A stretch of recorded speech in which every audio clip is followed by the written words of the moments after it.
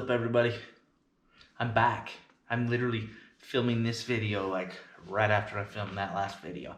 So I'm wearing the same clothes.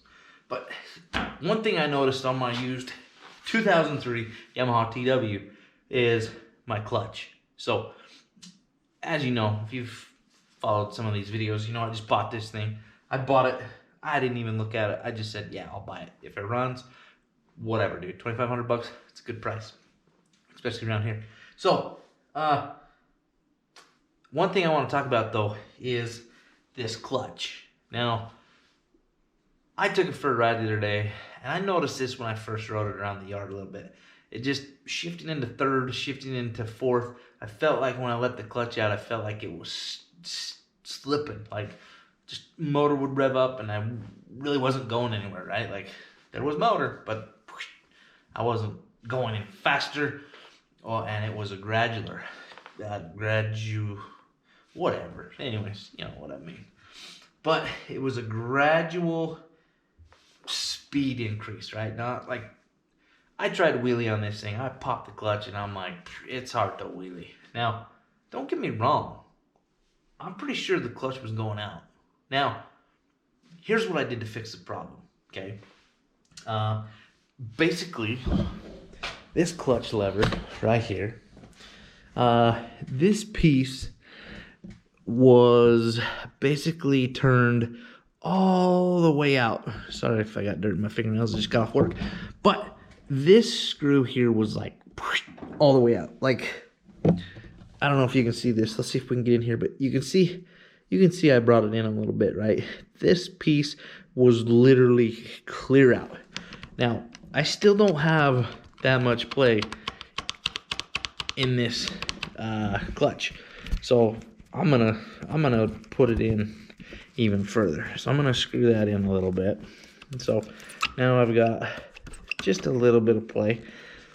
But anyways, so here's the deal. That clutch lever was so tight, and this was so far out this way that it was pulling this clutch lever farther, okay?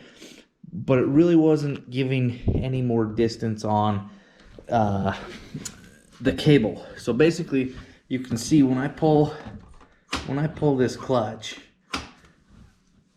the swing of the arm this way was limited. So because I loosened that piece up top, it's basically allowing this arm right here to disengage farther.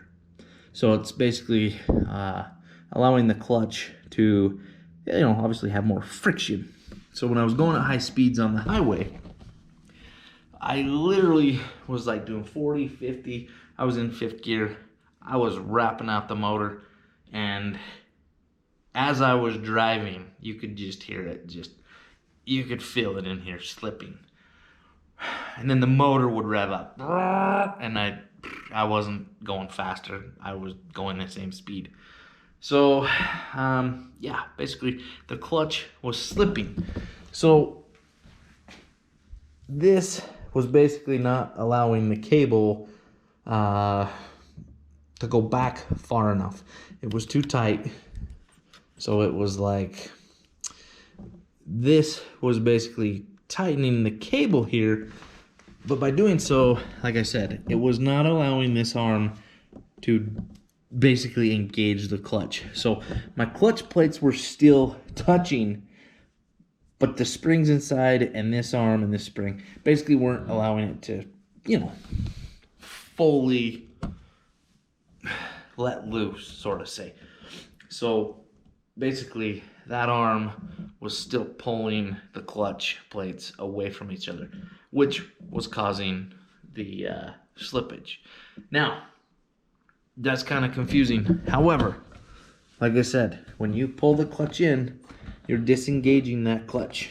So right there, disengaging the clutch, that's what lets the clutch plates spin freely.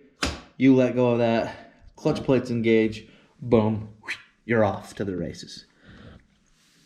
So now it rides better. Now that I adjusted that, I still have to take it for one more ride. Okay, so I adjusted it to where it felt better. The whole rest of the day, the whole ride home down the mountain, it felt good. I only noticed it as I was going up the hill. However, after I fixed this problem, the second ride that I went on, it was noticeably better. So if you're out there like, yeah, bullshit, dude, that ain't gonna work. It worked.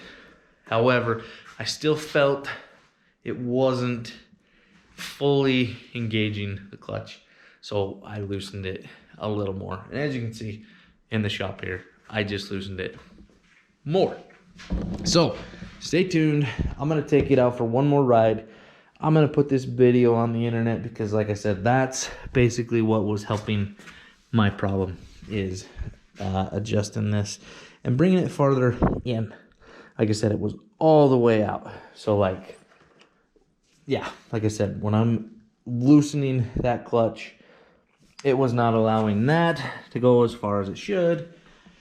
And anyway, so I let my buddy Chad ride it, and he was basically saying the same thing. I was like, dude, I don't know, man. My clutch feels like it's slipping. I hope I don't need a new clutch. I can put a new clutch in there, not much. No big deal if it is the clutch. But